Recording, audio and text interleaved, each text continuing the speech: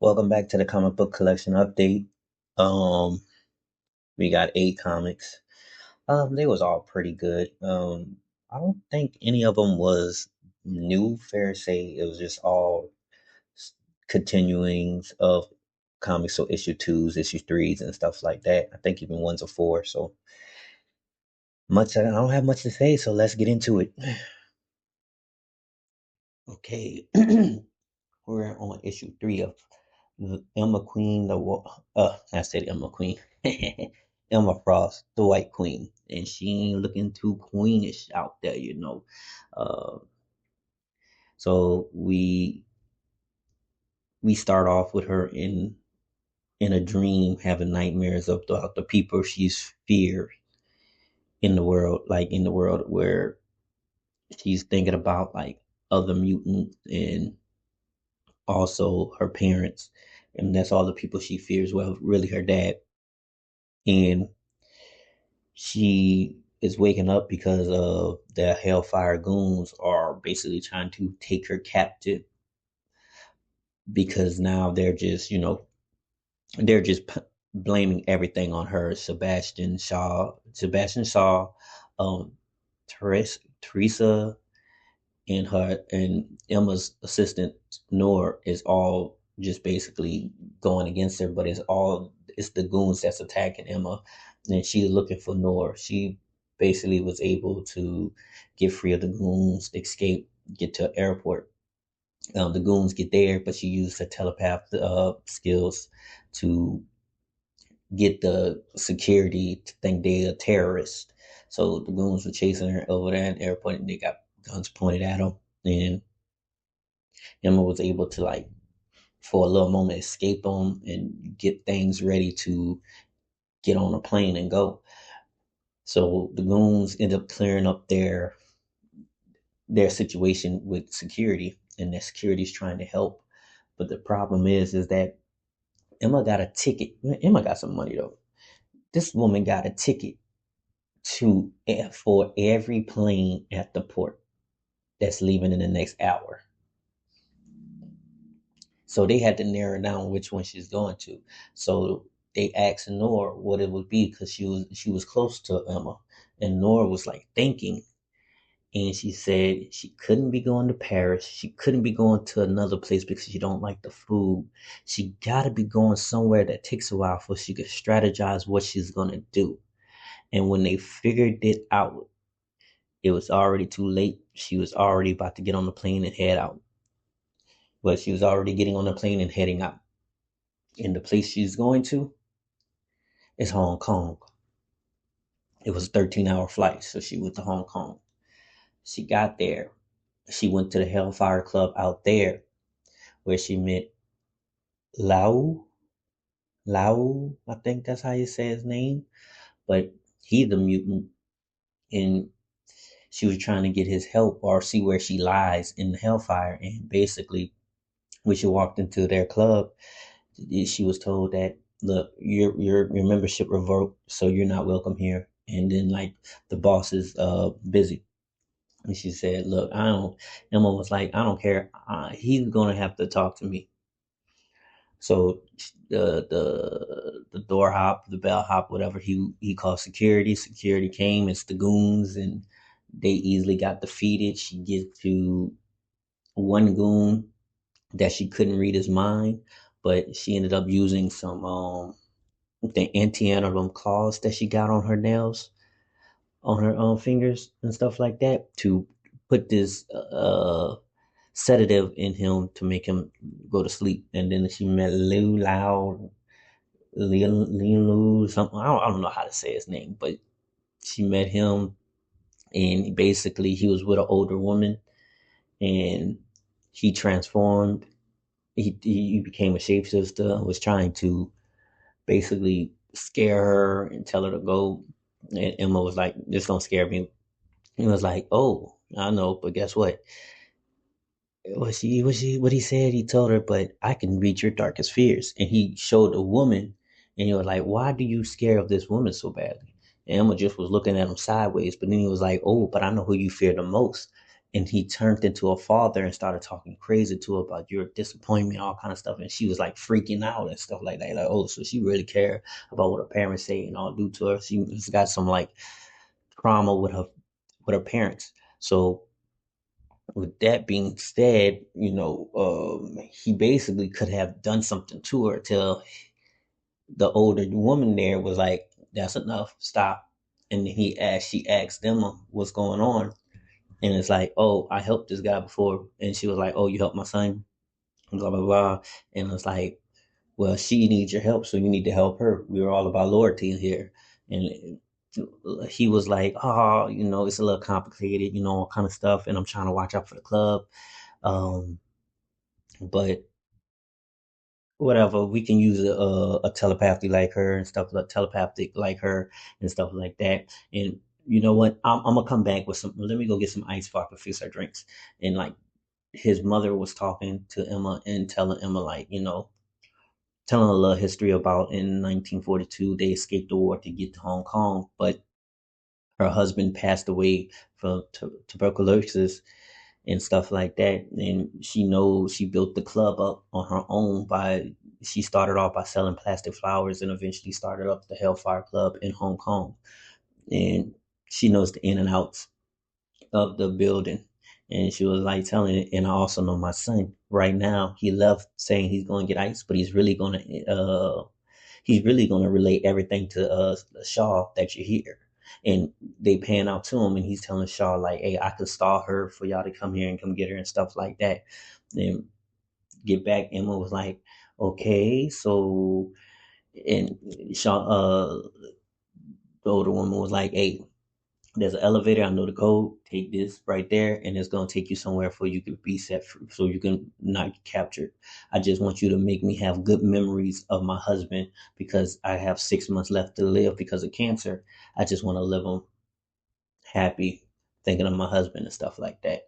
So when the woman's son came back in, Emma was gone, and the older woman was smiling, holding the picture of her and her husband, and Emma's about to head back to New York, but she's about to get some things and settle up because now she know where she stands in the Hellfire Club, and she about to get some things done before she goes to New York.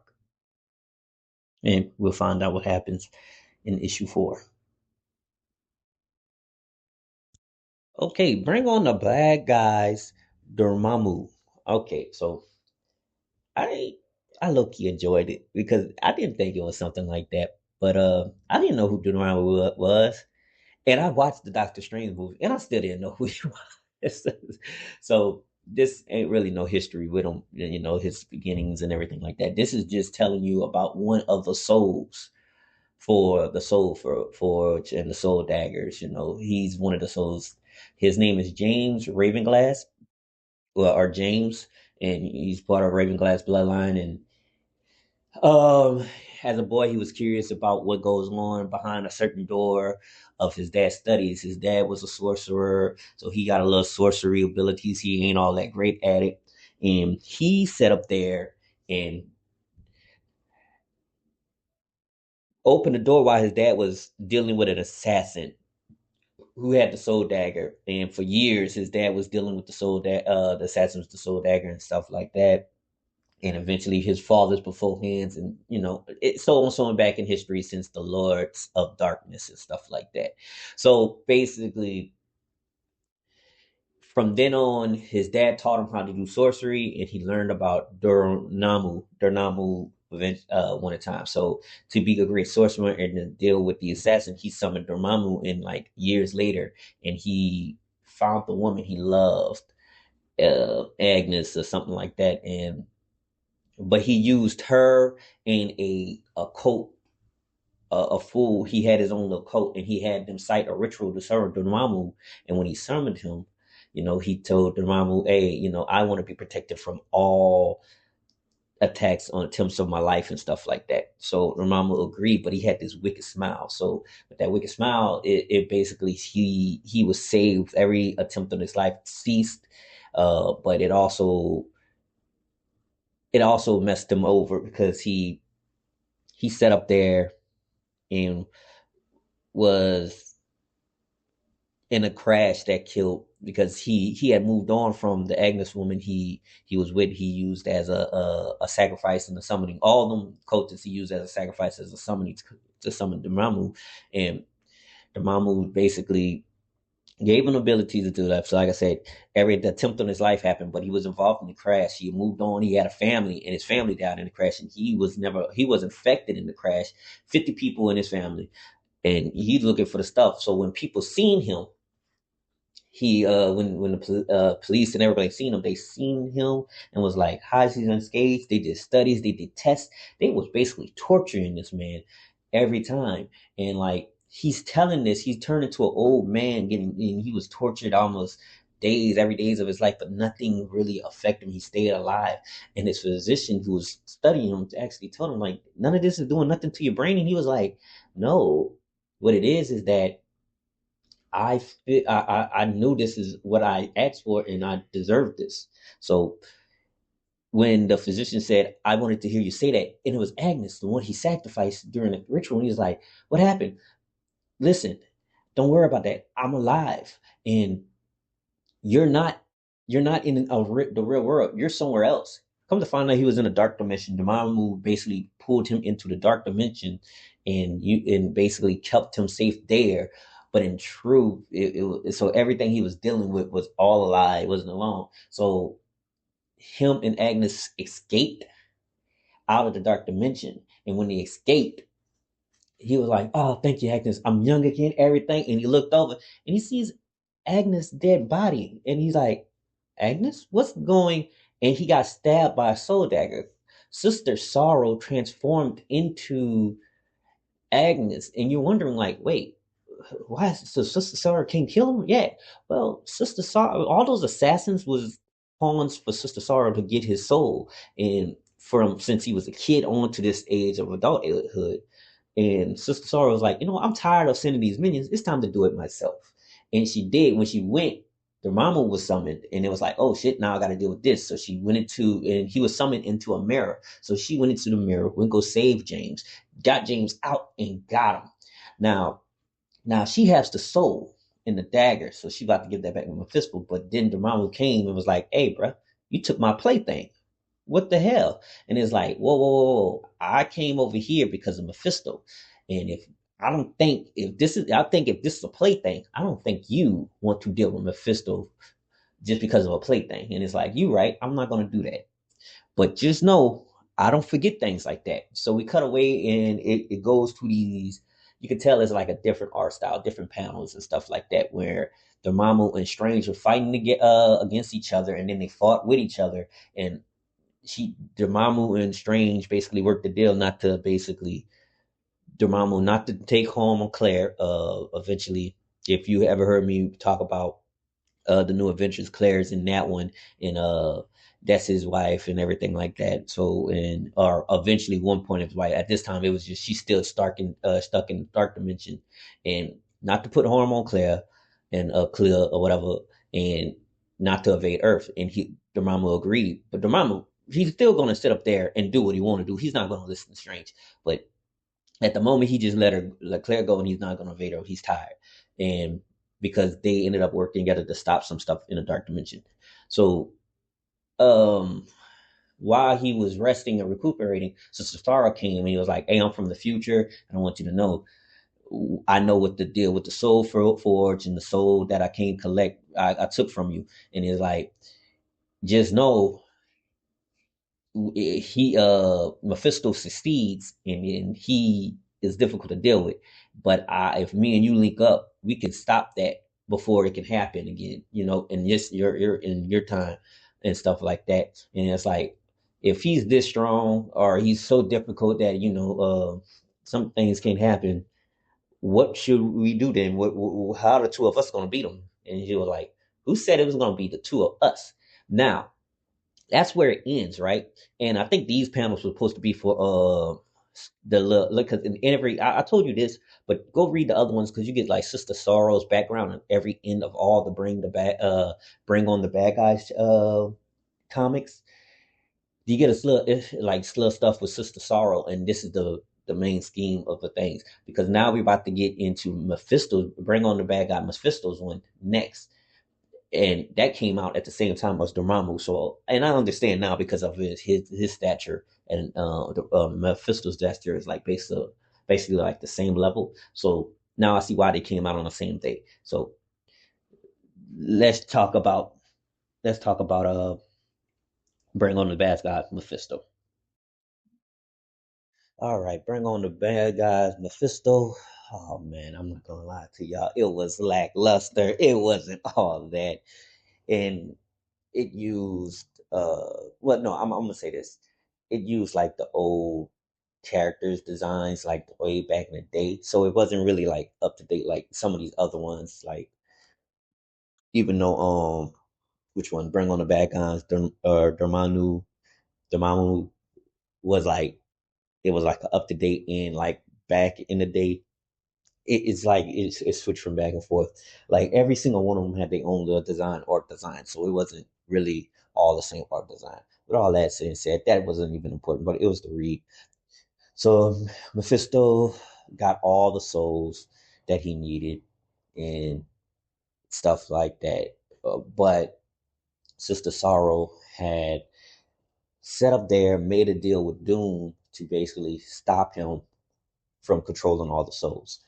And they brought it, like, so they struck a deal.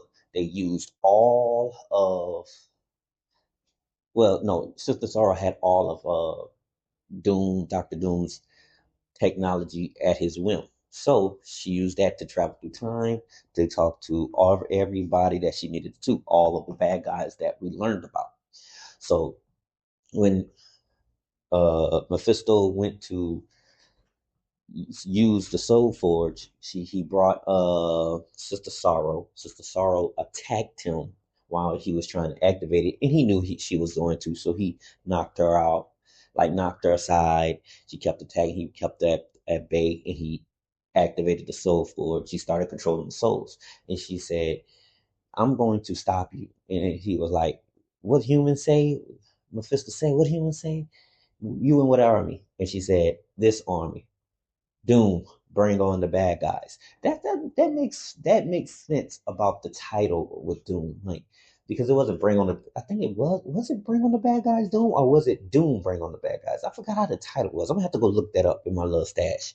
But with that being said, all the bad guys shows up. It's all the ones that had their own little page. So it's Doom, Green Goblin, Loki, Abomination, Red Skull, Dormammu, and also on the team is actually Cesaro. So Mephisto tries to use the Soul Forge and said, talking about, yeah, y'all ain't really gonna be able to handle me. And he ends up like, he shows that, he basically shows that it's going, and everybody's eyes are turning red, showing that they're being used. But he shoots the beans at him. Green Goblin flies around it. Abomination put him in a rear naked choke after, and said, "I could snap your neck." Dormammu was about to hit him with a blast, and then Mephisto was like, "You forget I said all souls are under my control in hell and earth. Some of the souls are actually here in this room." And Green Goblin, Loki was a surprise because it's like, huh, why is he? But then I thought about it. Oh, the deal they struck, that what made him get over the soul and Abomination. So Loki, Green Goblin, no, aka Norman Osborn, and Abomination are the ones that's under control. So they try to fight against Doom and Dormammu, and they ended up losing because the simple fact is the mom was literally just a god of a dimension, like basically a ruler of a whole dimension. He put Green Goblin and Loki, like smacked them together and binded them, and Abomination got freaking manhandled by Doom with ease. Uh, Sister Sorrow noticed that something wasn't right, and she was like, "Oh, I knew I was going to get betrayed, but I didn't think it was by Red Skull." And she would go trips Red Skull, and Red Skull had Soul Force trying to run away. He's the only one that's like, he should have been controlled, I think, by the Soul Force. But then you think about it, it's like, no, he's out of, his only leader is the Fuhrer. So he basically tried to take the Soul Force for the his for the Fuhrer, and Sister Sorrow destroyed the Soul Force in his hands, and it was like, oh snap! And then they walk back up to where everybody fighting. Everybody's not now. The ones that was controlled are not controlled, and comes and telling, all right, the Soul Forge is destroyed and done. Everybody was like, oh shit. But anyway, how about we all just Loki was like, anyway, all that's done, but how about we just kill each other? Because we have problems. I think we all have a little situation on our hands. And it's like, nah, y'all just go. This is over with. And like Doom brings them back. But Doom sit up there and chokes with the fire and says, say, bro, now where we left off, you were supposed to acquire the the Soul Forge, and yet you destroy it. I don't like that, but you did it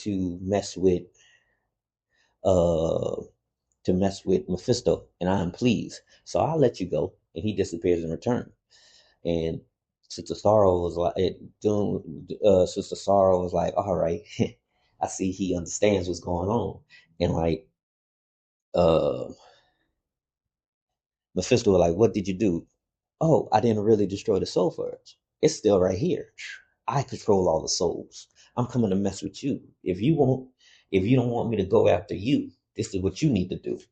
And they struck the deal, or better yet, they basically, how could I say it? They didn't strike the deal.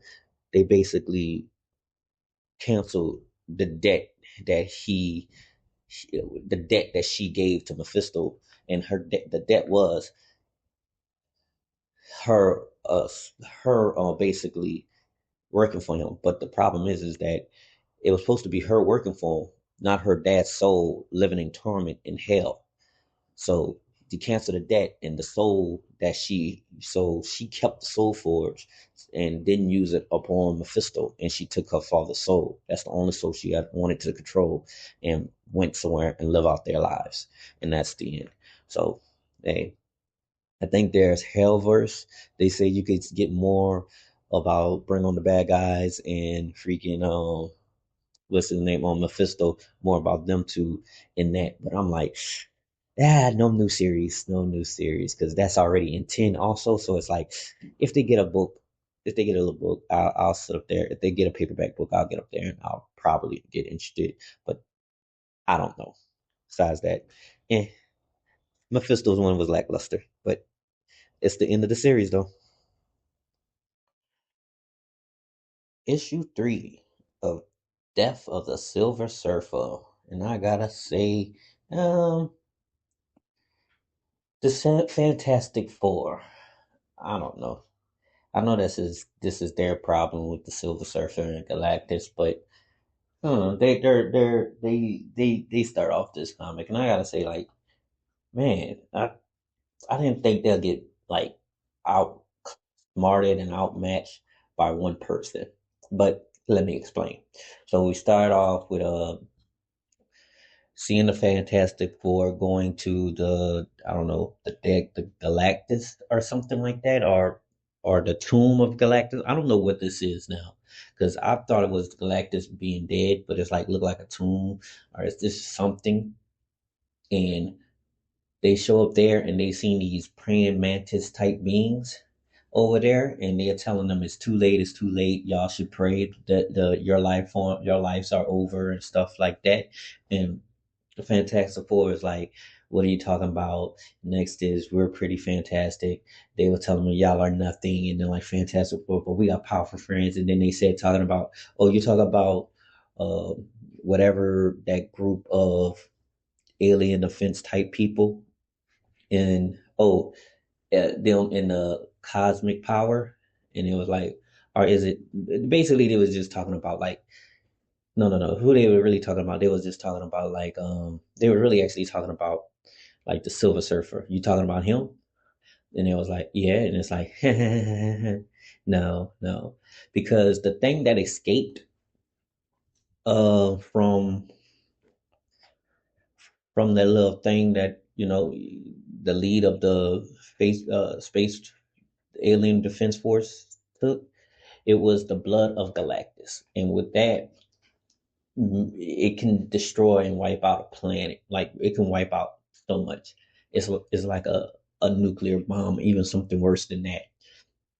And why I say that is because they had a group of beings that was able to fight against Galactus, but not really beat him.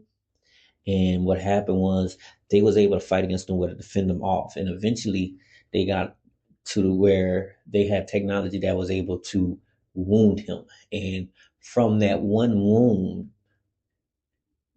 blood dropped, like a blood droplet dropped and killed millions of people in an instant. And it was like the blood didn't really just go away. It didn't really dissolve or anything. It stayed. And they had to conceal the blood. And that's what escaped from the tomb. Like the lead dude of that little Alien of Force thing. They didn't say his name in here, and he was in there. But he sets up there and he has that. And that's going to Earth. And now we go to Kelly Cole, the one who she fought the Silver Surfer. She fought the son of Hulk. And what happened was is that the Silver Surfer is going in her head trying to get her to like tell her, hey, let me go because your boss don't know what he has in his possession. It's something very dangerous. And he's basically just they're just talking and he just trying to tell her like your mom's in danger. And every time somebody mentions her mom, she thinks it's a threat. Like she thinks that they are threatening her. And it's like it's obvious that they're not threatening your mother. They're telling you your mom's in danger by whatever this guy has.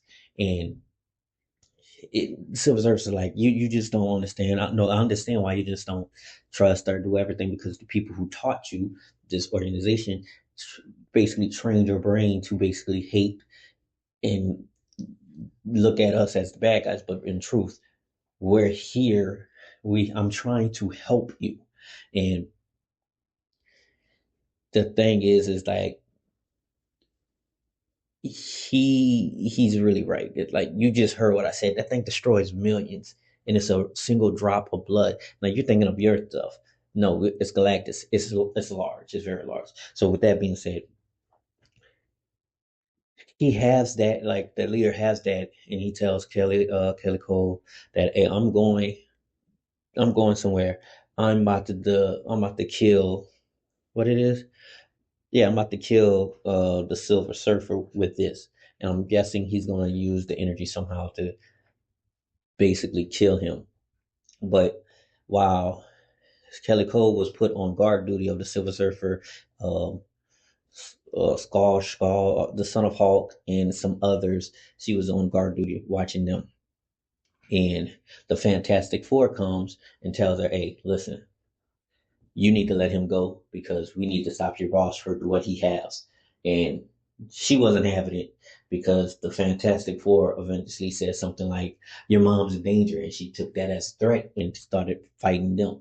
And at first she was getting the best of him until Sue was like, all right, y'all need to stop. Y'all need to handle up on this woman and kick her tail. And basically they, for a little quick second, they had it. And then she outsmarted them and sucked them out into space and locked them out the ship.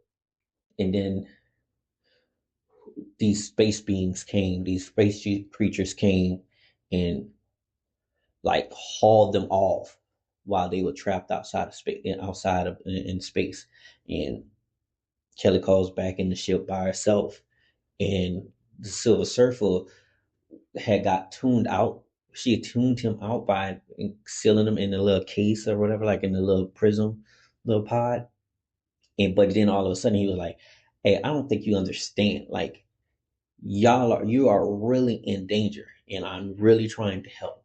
And it ends right there because the real question is, what is those creatures that was outside passing by the ship? Like that just wasn't just something normal. That was something different. And Reed don't know what they were. So that's really going to be the mystery and find out what's going to happen with that droplet of blood.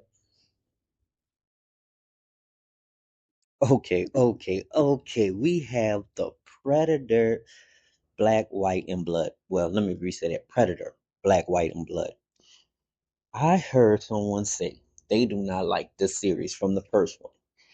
I can understand the two stories out of the first one, but the first story, um, it's it's what Bloodwood.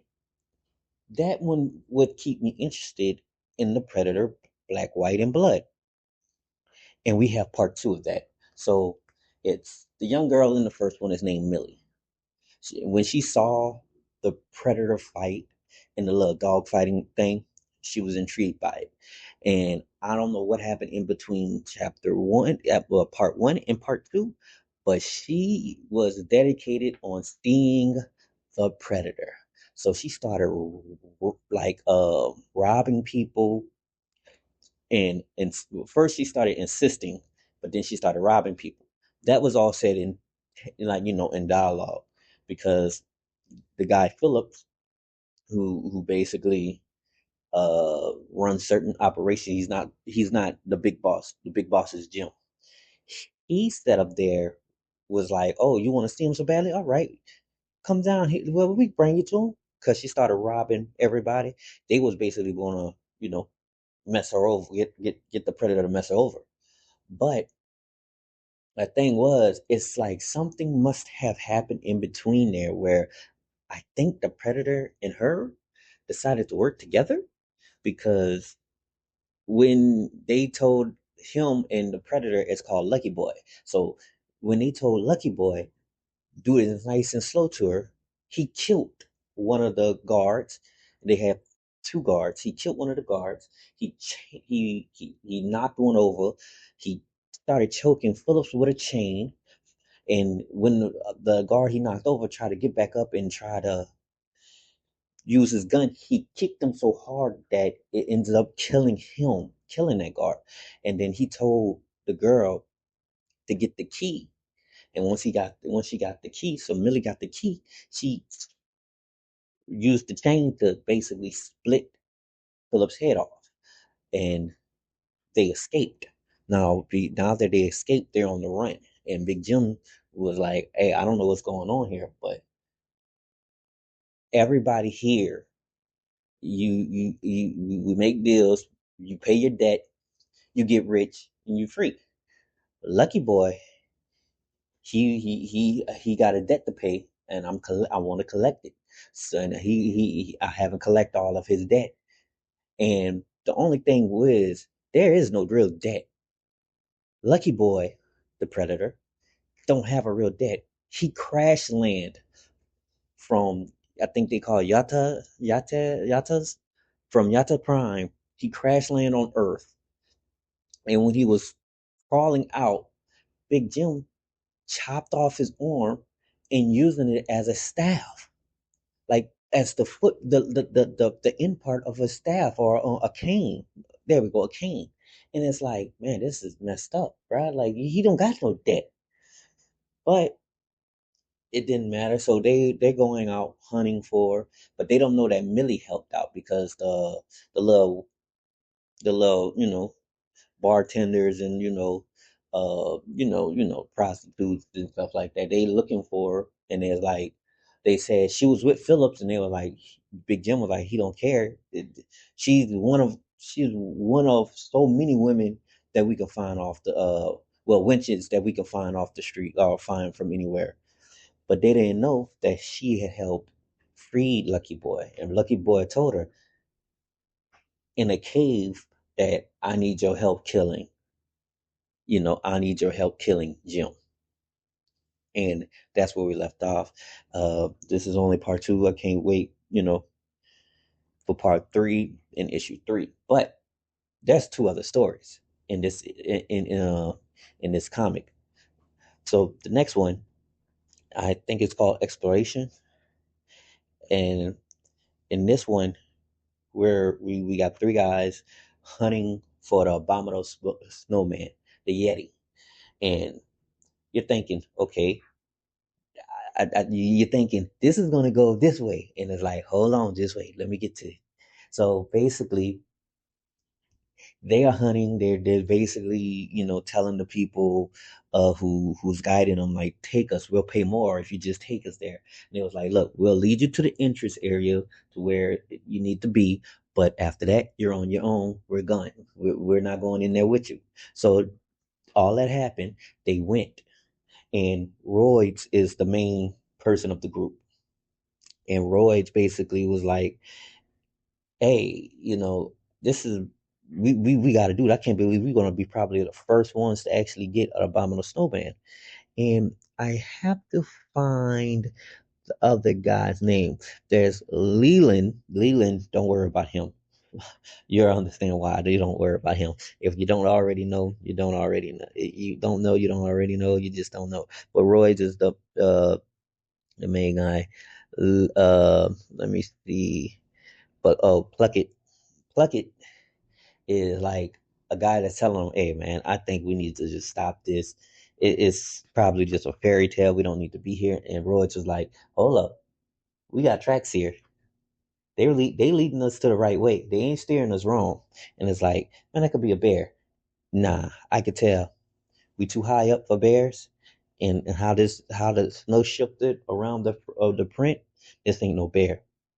Now, while they're looking at that footprint, they've they while they saying this track is fresh, while Royds is saying this track is fresh, you see behind them the predator cloaked up, and invisible cloak, basically behind them. We see that because we that's how it is for the comic. So they keep going and they going on trails and stuff like that. And they keep going on this trail. Well, they're on this ledge and they're shimmying around this ledge.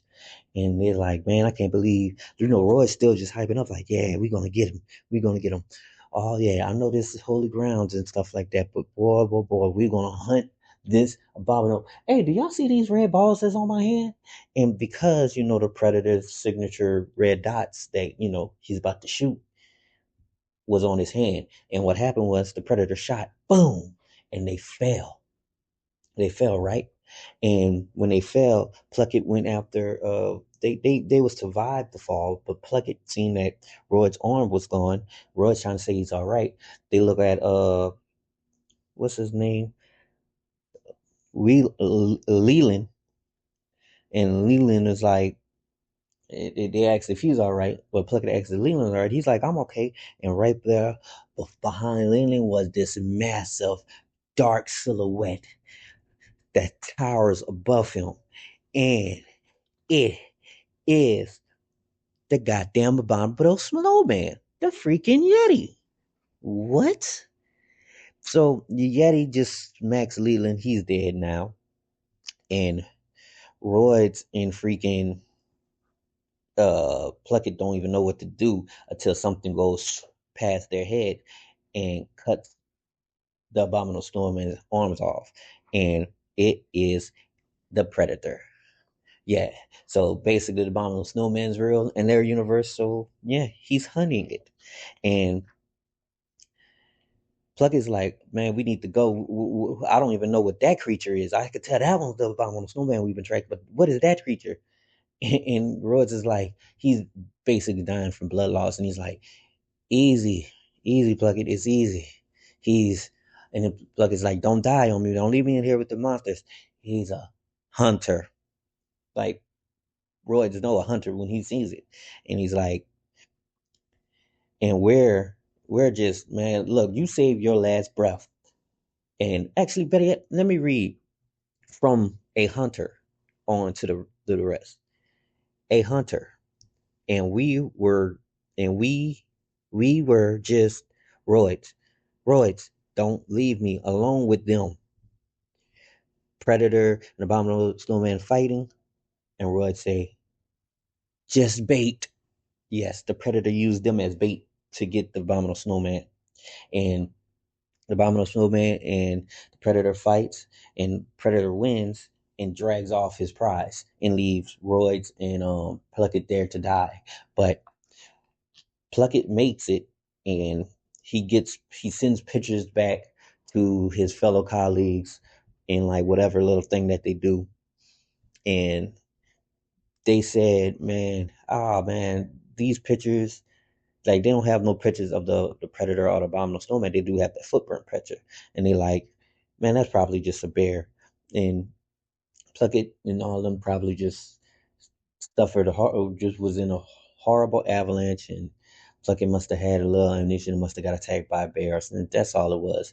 Because and one of the guys was like, yeah, you know, it might be that, but he said something real weird. He said there is no when asked if there was an abominable snowman, he said not anymore. That's confusing because he saw what happened and they didn't. But that was just the second story. We got one more, and this one right here is crazy. Her name is Shoko. Shoko is basically probably part of the Yakuza. This is probably in like future from our time because she's actually part robot. And she's actually fighting against, let's see how many's on that board that they have. One, two, three, four, five.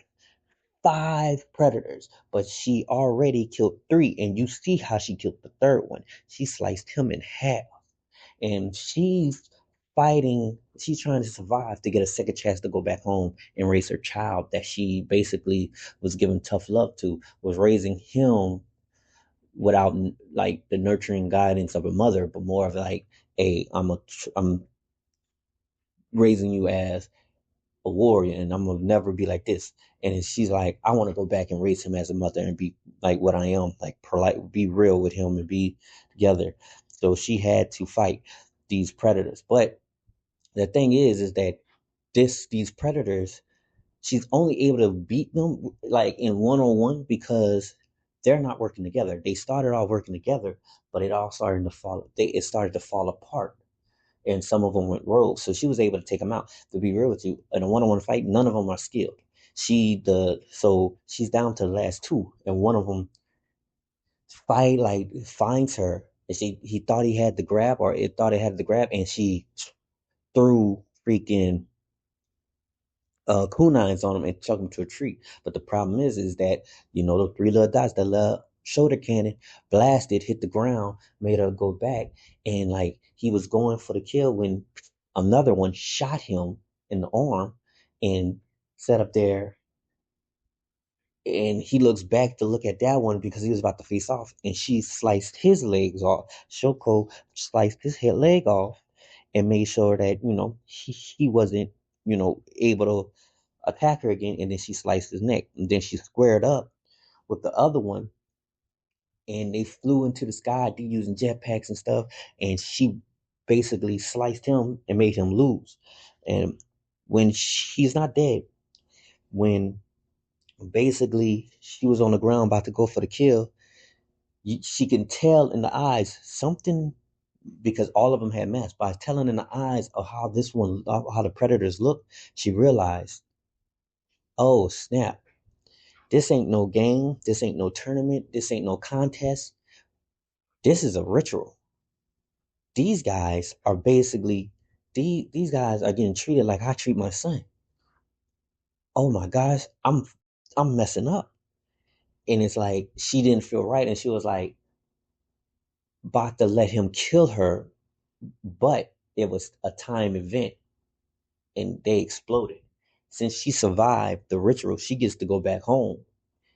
But these young predators died and didn't even make it to something else. They died in their ritual. And the crazy thing is, I think this helps out.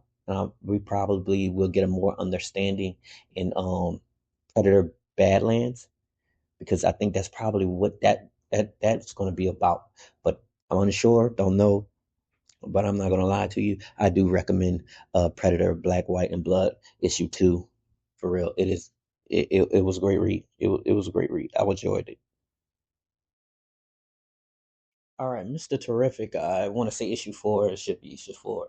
Um, basically, if you see the cover, you're wondering why Batman's in there. I'll get to that part. It's it's really and not important, but yeah, it is. No, actually, it is important. I don't know what I'm talking about, but anyway.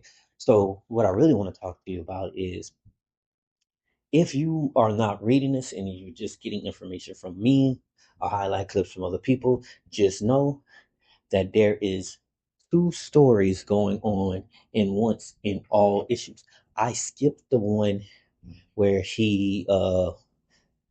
where it's Mr. Terrific trying to solve what happened with all these atoms or this dark atom, whatever it is that's going on in the present time.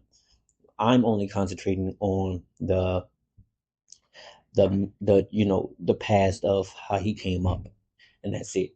So if you want to see anything about him and Dark Side, dealing with Dark Sides, the Hellhounds, all kind of stuff like that, go read it. I'm not really trying to say that's something that should draw you into the story. I'm just telling you the back history of it. So with that, let's start.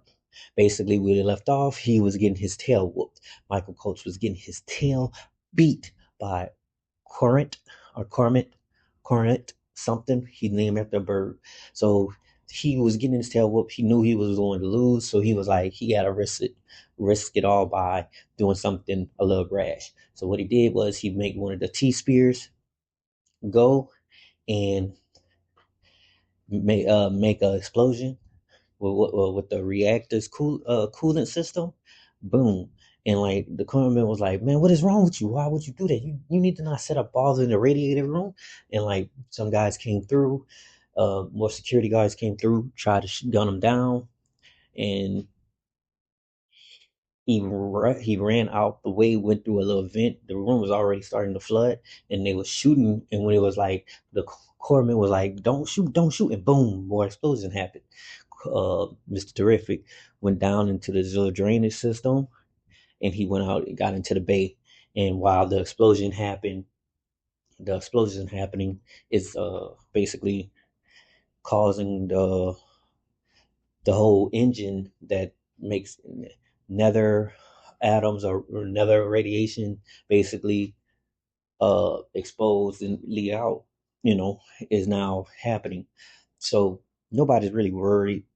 Well, everybody's really worried about all this, and the whole problem is why they don't want the engine around and stuff like that is because of the radiation and how it kills people from Gateway City, and they're trying to say nether radiation is not harmful. It's not at a certain level. Once it get to high levels, which that's the engine makes it causes a problem to people human health. The thing is that this explosion that Michael Hawks made is causing it too. So we have we having a problem now. He's causing a problem that was, he causing a problem which his friend Dre and everybody who was helping Dre out was trying to stop. So basically now it's happening. So let's get to Batman. Batman gets to Lex Luthor, which if you didn't know in part three, Lex Luthor was in part three or two, talking to Prescott and stuff like that. But but anyway, Batman shows up because he had two people that was floating in the river, and it was like, oh, what's going on? You got these people from Metropolis River? And it's like, no, from Gotham's. You know anything about an explosion happening? It's like, man, I don't know nothing about that. I'm here for real estate. And he's like, you're lying like always. And it's like, Lex is like, are you sure about that? And like, stay out of my city. Batman says, stay out of my city. So with that being said, we get back to Michael Holtz. He's at home. He built like a recovering machine for athletes, and he had the prototype still with him. So he's using the prototype to heal himself. And someone came to the door, and his T spheres couldn't recognize who it was. And then when he went to the door, it was Bruce Wayne. Dun dun dun. You already know it's Batman. You know it's Batman, but it's Bruce Wayne. It's Bruce Wayne right now. You know you remember. But anyway, so with that being said, Bruce is there to talk to you about the things I just said about the engine and the nether air radiation and all kind of stuff like that. And at one point, you know, Bruce Wayne was trying to buy that stuff from Holtz and his wife, but he sold it to Prescott. And it's like That messed up a whole bunch of things.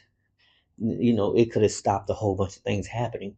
But hey, we're at this reason, and like Bruce Wayne was telling him, "Look, I'm not here about all that. I want to make sure that when the wind blows in 4 hours, like in certain, well, not in 24 hours, that that don't blow into the whole entire city and to Gotham. To let that stay there, or we remove it. Better yet, let's remove it completely. So how about you come and help me solve this problem?" Michael Host was like, "Cool." So they went to the lab, and Bruce Wayne was in the lab too, help like because so the reason why he's in the lab is that Michael Host is the only one that really know about nether radiation, and everybody else knows about stuff that's close to that field. But Batman was like, so anybody can really help. And Michael Host was like, he's surprised that Batman was like that good in the lab, and he was teaching the other scientists the same stuff, like teaching them this stuff. And Michael Host was like, he wasn't correct, but god damn, he was damn near there. So it was like he was surprised like how close Batman was to almost being completely correct. Well, not Batman, Bruce Wayne to being correct. And he said if he and you gotta realize this is a flashback, this is this terrific thinking of his past. He was like, if I would have known what Bruce Wayne was, who Bruce Wayne was, it would all make sense and I could have been figured out he was, basically I would have been knowing some stuff and just it just would have had made all kind of sense. But now everybody, but they're just trying to figure out how can they stop this nether radiation from the making everybody sick all over. So what happened is that everybody left, and once everybody left, it's like Michael Holtz was in his zone, and he started to really understand what was going on, and he saw that he can make a bacteria that eats the radiation and it dies off because they don't have the food. And that's what he did. He made radiation, he did all that, and then boom, him and like he was able to do that without it being solved. So while while everybody was gone, Michael Holtz did not know that he was being monitored by Batman because everybody left. So, Bruce Wayne left and Bruce Wayne went to go be Batman for a while and he was monitoring Michael Holtz and uh, Alfred, I said Albert, but Alfred, he was like, why are you watching him? And it's like, I think it's a ploy that he's just a scientist guy.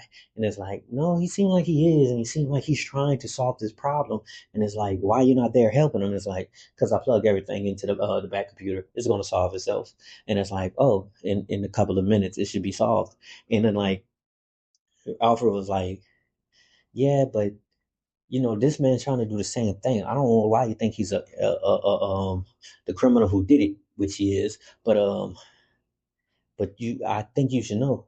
He looked like he solved the problem. And then that's when all the stuff with the bacteria and stuff was all told and explained and done. But so that's basically Michael Holtz and Batman Bruce Wayne's love story right there. Because in between when all this going on and all stuff, there's also something else we got to tell you. Prescott is working with Darkseid. Yeah, and she had got threatened that she better make this engine work because of some fact is he's ready to come and conquer the earth and stuff like that for whatever little reason. Well, for the equation, whatever equation. But with that being said, he got threatened. So basically, there was a way for the bacteria to be stopped dishing out and be sucked in and absorbed. And they have the thing at the facility. And they were saying there's a manual switch that can do it, but it's too hot in there and it takes hours for it to cool off and it's to get to make the radiation absorb. But we don't really have that much time. We don't know what to do.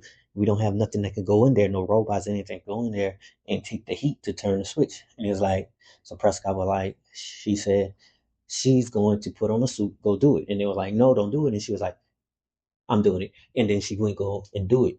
Now, when she did it, when the machine got turned on to absorb all the radiation, like some lightning or whatever, like something flashed all in her, and it looked like she's about to get transformed because she was on fire before this. So we'll find out issue 5 what happened to Prescott. I'm not telling you none of the other stuff because of that should interest you to find out what's happening at the present day of Mr. Terrific stuff. So that leads you to get the comic. Okay, the voice said kill issue 2. So Marie killed Buck Walters and fed his body to the gators, and then all of a sudden she get a message talking about a body is showed up somewhere, and she nervous. So and issue 2, she pulls up to the crime scene. Is like where the body washed up at, and it's like nobody washed up. The body was found. The body was found in like trash can heap. And once you find out, like it didn't make sense with why they found the body because it's basically some self snitching, but like they didn't. Just hear me out. So basically, this body was found in the garbage, and the two individuals that sit up there that seen it basically gave like some test said told them like what the story was, and then the story was basically what happened. You seen this body? Yeah, two drunk guys.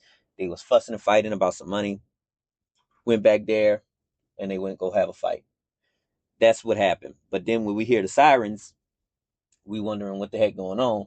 And now that we see the body, we know that it was one of the guys that was fussing and fighting. So Marie sitting up there was told like, hey, go somewhere, y'all have a love thing. This probably was Buck Walters, he's been acting a little weird, doing some crazy shit. So we find him. Well, we just need to put a BOB out for him and stuff like this. Just don't tell his mom, because his mom wants him alive, and if anything happened to him, she's coming after everybody. He must be a happy gang member or something like that. These are white folks at that too, but check the story out. It's pretty nice. But anyway, keep going with it. So so Marie sit up there and had a private talk with Carrie, who's the person on her headset. And I'm starting to think she don't have a headset. I'm starting to think Carrie is somebody in her head. But anyway, Carrie basically tells her some stuff like trying to like just motivating her and stuff like that. Do what you want to do because she don't know. Marie don't know if she want to be a full cop. She just want to raise a child. Don't do all kind of stuff. She just having some conflictions in her life. So Marie sat up there and decided, you know what? I'm going back to the hotel room because I think those two people who gave the testimonies or whatever testaments or whatever like that or witness report, they're lying. And when she went up there and went back, you see that they got guns and all kind of shit like that in their hotel room. So she takes a picture and the flash go off, and now she got to run for her life and she gets caught. She's pregnant. Marie's pregnant. So now Marie's sitting up there like, okay, what we could do, what we could do, what we could do. So she helps them get to the place they want to get to because they killed their guy because he tried to get away because the cops are involved. So Marie sits up there and brings them there. You find brings them to their destination, but in between the destinations, the person on the radio, I think is really in her head, is actually, telling her, hey, I've been listening and I know that something's going on. You don't have to say nothing, but just try to get more information out of them. And the information she get is that they know Buck Walters.